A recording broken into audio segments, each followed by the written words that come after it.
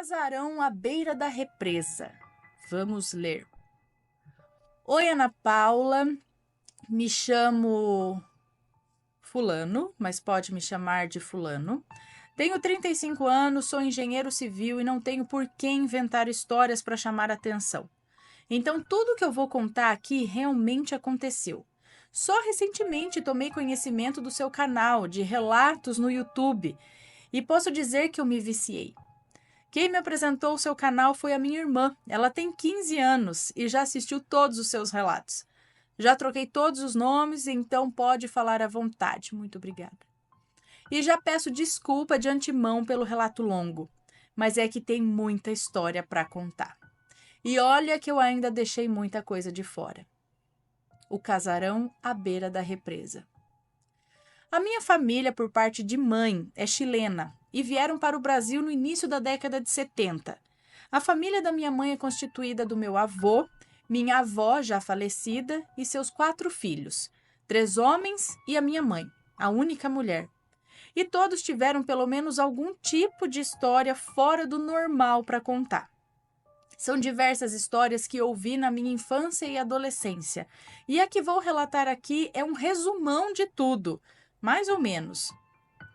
No final da década de 80, lá pelos anos de 1988 ou 89, o meu avô morava de aluguel, num bairro da cidade de São Bernardo do Campo, no ABC paulista, com a minha avó e os meus 3 tios. A minha mãe já era casada e morava em Santo André. E o meu avô, morando de aluguel, queria comprar uma casa própria, ter um lugar seu e tal. E acabou comprando de um vizinho da rua em que ele morava. Era uma chácara, entre aspas, à beira da represa Billings, no bairro do Riacho Grande. Ah, eu já fui pescar lá com meu pai, com a minha mãe. À beira da represa Billings, no bairro do Riacho Grande, também também em São Bernardo do Campo. A chácara tinha um casarão muito antigo. As paredes eram super grossas, a casa tinha 5 quartos, sala, cozinha, 2 banheiros, um sótão e um porão. O que eu mais me lembro daquela casa era que ela era sempre muito gelada. Não importava se tivesse sol ou neblina. Aquele bairro, meio-dia cai a neblina e você não vê mais nada. Mas quando meu avô comprou aquela casa, foi uma alegria. Um quintal gramado imenso que eu e meu irmão adorávamos correr e brincar. A minha avó adorava receber gente, fazer festa, chamar os parentes e amigos para jantar. Ela adorava aquele casarão cheio de gente. E com tantos quartos e espaço, a gente quase sempre ia passar o final de semana lá com eles. A gente, eu e meu irmão, na época, os 2 únicos netos dela. Foi então que poucos meses depois que eles se mudaram, que as coisas começaram a acontecer. Coisas do tipo barulho de vozes discutindo que vinham de lugar nenhum.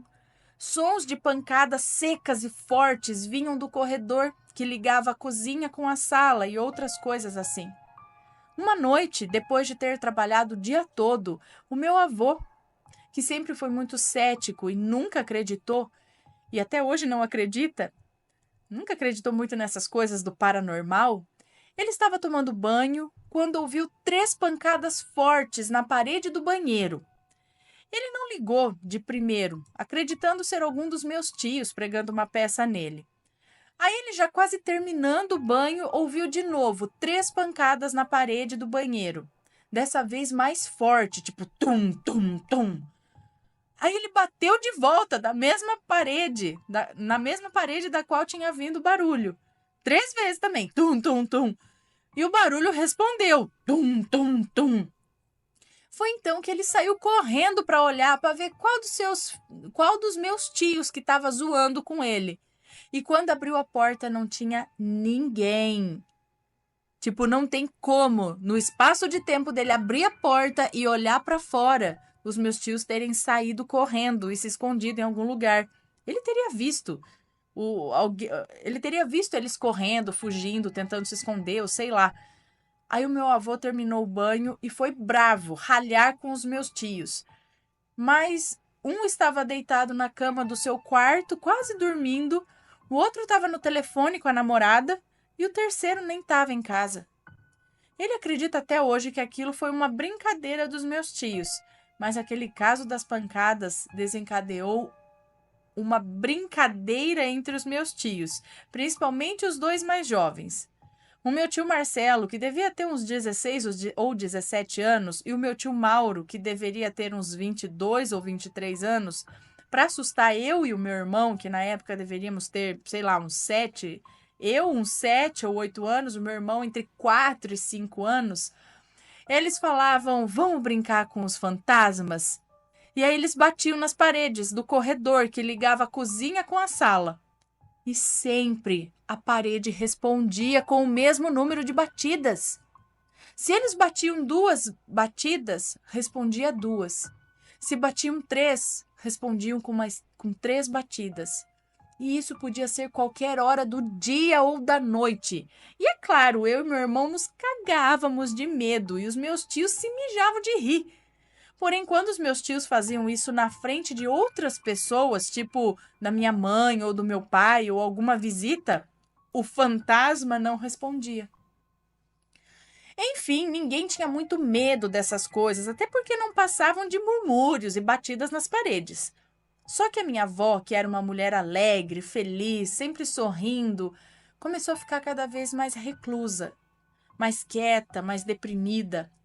Mas ninguém sabia exatamente o porquê. E passado alguns poucos anos que os meus avós moravam naquela casa, ele perdeu o emprego. Foi algo assim totalmente inesperado, porque ele era gerente do departamento. Havia muitos anos na empresa que ele trabalhava. Ele era gerente do departamento havia muitos anos na empresa que ele trabalhava. Ele era bem conceituado, respeitado nessa empresa. E até hoje ele se questiona por que mandaram ele embora. E nessa mesma época, o meu pai, que também tinha um ótimo emprego na Ford, foi mandado embora. E uma fase muito ruim acometeu todo mundo da nossa família. E todos acabamos indo morar naquela casa. Meus pais, meu irmão e eu. Além disso, os meus 2 tios se casaram nesse meio tempo e eles também moravam nessa casa, com suas respectivas esposas. Então éramos meu avô, minha avó, meu tio solteiro, minha mãe, meu pai, meu irmão e eu. Meu tio Mauro e sua esposa Rita, grávida, e o meu outro tio Marcelo com a sua esposa Laura, também grávida, mas de poucos meses. Todo mundo morando na mesma casa. E a minha tia Rita odiava morar naquela casa. E não era pela quantidade de gente morando no mesmo lugar, não, mas porque ela sempre tinha pesadelos horríveis, dizendo que uma mulher velha, muito pálida, com olheiras negras imensas, queria pegar o filho dela. Na época, ela não sabia se o neném era menino ou menina, mas a mulher do sonho dizia que seu menino nunca iria nascer, pois ela o iria pegar para ela antes dele nascer. Credo. Chegando a um ponto em que a minha tia Rita saiu daquela casa e foi morar na casa da mãe dela, porque ela tinha certeza de que tinha alguma coisa muito ruim, uma coisa muito errada naquela casa. E só para constar, realmente nasceu um menino, o que a minha tia só ficou sabendo na hora do parto. No quintal da casa tinha um gramado grande onde costumávamos jogar futebol, brincar e tal. E ao fundo desse quintal tinha muitas árvores de frutas, amoreiras, bananeiras, abacateiros, árvores de mexerica, limoeiros, etc. Mas eu e meu irmão nunca íamos lá porque a gente sempre tinha uma sensação ruim no meio daquelas árvores. E também porque a minha mãe não gostava que a gente ficasse brincando lá. Logo depois que mudamos, meu irmão, que na época devia ter uns 7 ou 8 anos, ele mudou completamente de personalidade. Quase não falava e odiava ficar sozinho. Ele... Tá ardendo minha goela. O pé do nariz. Acho que eu falei demais. Bom, ele quase não falava e odiava ficar sozinho. Ele ficava sempre grudado em mim e quando eu me irritava com ele, me enchia dele grudado em mim, ele ia ficar com a minha mãe, ou com a minha avó, ou com algum tio, qualquer pessoa, mas ele nunca queria ficar sozinho. Outra coisa que acontecia era que ele sempre falava em fugir. que ele ia embora e nunca ninguém ia achar ele, que ele ia morar no mato e viver que nem um bicho. Minha mãe ficava muito brava quando ele falava esse tipo de coisa. Dizia que ela ia ficar muito triste se ele fugisse e ela visse o filho dela virar bicho. Mas o pior mesmo foi quando ele começou a falar com um tal de menino. Ele nunca falava com esse menino quando tinha alguém próximo, mas eu, meus pais e um tio meu chegamos a ver ele sozinho falando coisas do tipo: eu já falei que eu não quero brincar com você. Ou então: mentiroso, a mulher disse que você não é meu amigo. E várias coisas desse tipo. E sempre que perguntavam com quem ele estava falando, ele se fechava, ficava mudo, empurrado, e depois de muita insistência e às vezes até broncas, ele falava que era com o menino. Chegaram até a passar ele numa psicóloga infantil para ver o que estava acontecendo com ele, mas ela disse que era apenas um amigo imaginário e que isso era normal entre crianças da idade dele. Porém, com os meses passando, ele começou a ficar terrivelmente doente, precisando até ser internado, e os médicos não sabiam dizer o que ele tinha. Era uma febre alta que não passava, e tudo que ele comia, ele vomitava. Nesse período, ele chegou a ficar mais de uma semana internado. Então, a minha tia Laura, não a que foi embora, mas a outra, que a essa altura já tinha tido bebê também, e morava nesse casarão com a gente, resolveu trazer a avó dela, que morava no interior de São Paulo e era benzedeira, para fazer uma oração na casa. Ela fez isso sem contar para minha avó, nem para minha mãe. Só quem sabia era o meu tio Marcelo, o esposo dela, e eu, pois ela cuidava de mim enquanto a minha mãe e a minha avó estavam no hospital com o meu irmão. Quando essa senhorinha chegou e ela colocou o primeiro pé dentro de casa, o corpo todo dela se arrepiou. Os pelos do braço dela ficaram todos em pé e eu vi isso com os meus próprios olhos. E ela disse ainda parada na porta, com uma expressão assustada. Ela disse: filha, nunca entrei numa casa tão carregada que nem essa. É muita energia ruim. Eu sozinha não dou conta de limpar isso aqui, não. E voltando para fora, ela benzeu a minha tia Laura, benzeu o nenê dela, meu priminho, que devia ter uns 8 ou 9 meses, e eu, que devia ter uns 9 ou 10 anos na época. Ela foi embora e 2 dias depois ela voltou com mais 2 senhoras.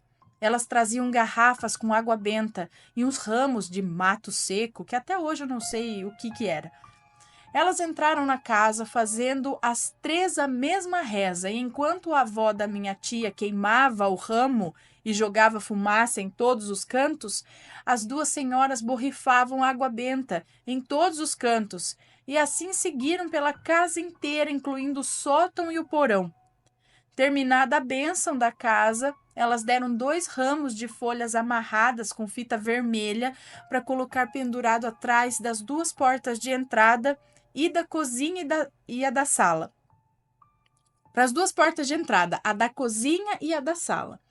E falaram que enquanto aqueles ramos estivessem pendurados atrás das portas, eles não poderiam mais entrar.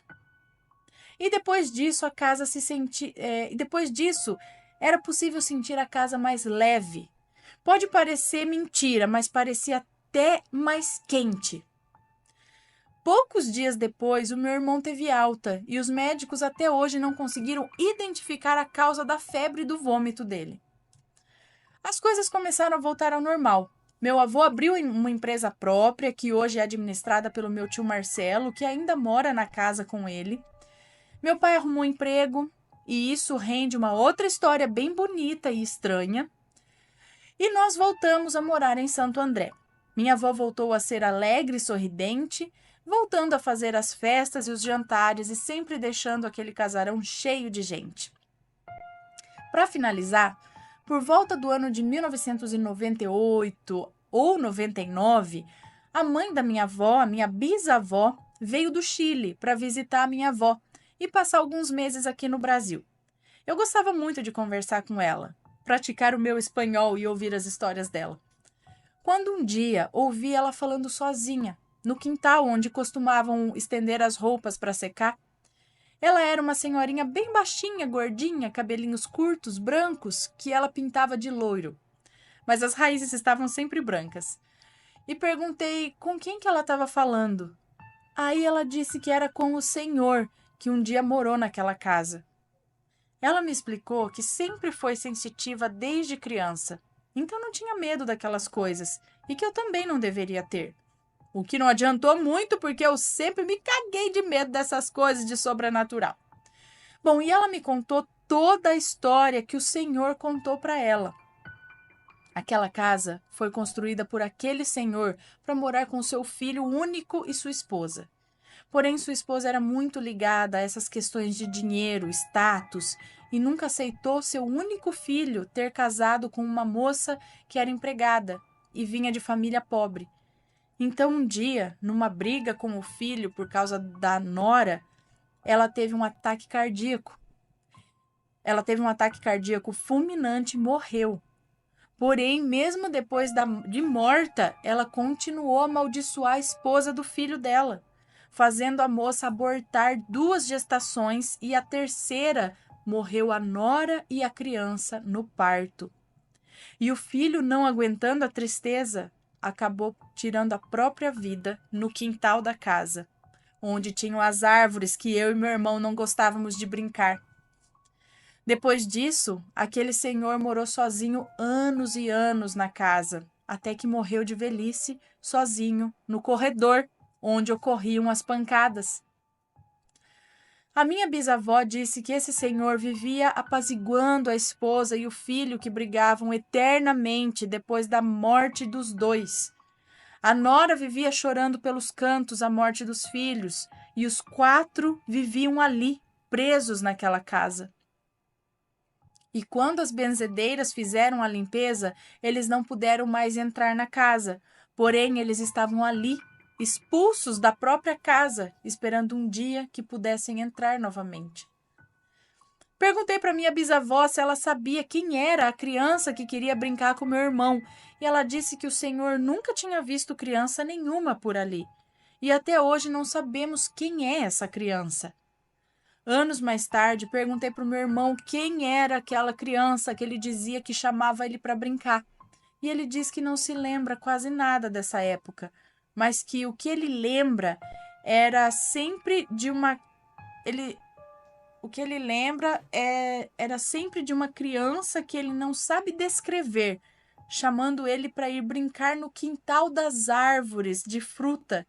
E uma mulher triste falando que não era para ele ir sozinho lá e que aquela criança não era amigo dele.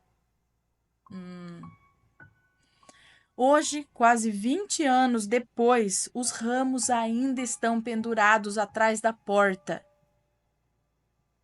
Nessa casa ainda moram o meu avô, o meu tio Marcelo e a sua esposa Laura. A minha avó faleceu tem uns 10 anos. A minha bisavó voltou para o Chile poucos meses depois de me contar isso. E aqueles espíritos ainda devem estar esperando uma chance de entrar e tomar de novo a casa que eles dizem que é deles. Desculpa ter escrito uma história tão grande, foram tantas coisas que aconteceram naquela casa, eu não contei nem metade.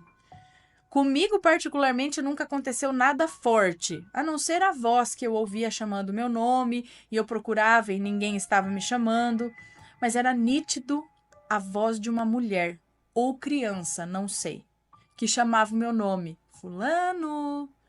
Porém, nunca contei a benzedeira, a avó da minha tia, que eu ouvi alguém me chamando. Ela falou que eu tinha que responder fortemente: não quero conversa! Volte para onde veio e era para eu rezar um Pai Nosso ou uma oração que eu conhecesse. E depois disso ouvi 1 ou 2 vezes a voz me chamando. Respondi como a senhorinha tinha me ensinado e nunca mais ouvi nada. Não quero conversa, volta para onde você veio. E rezar uma oração. Bom, obrigado, Ana, por ler a minha história. Um beijo para você e para as crianças e um abraço para o Matheus. Grato. Um beijo para você. Muito obrigada pelo relato. E hein? Essa casa tá lá ainda com os ramos atrás. E a hora que... Já pensou?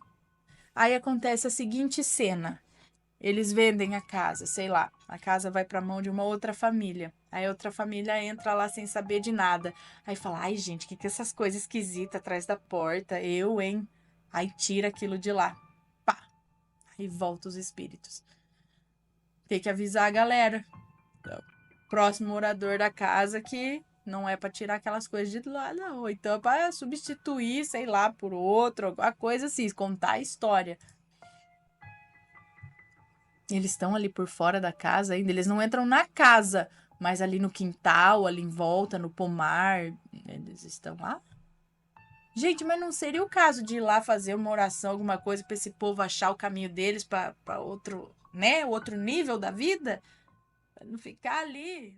E aí, tá gostando dos relatos? Então o que você acha de deixar um like aí no vídeo, hein? Gosta dos relatos? Deixa o seu like, mesmo que seja nos cortes.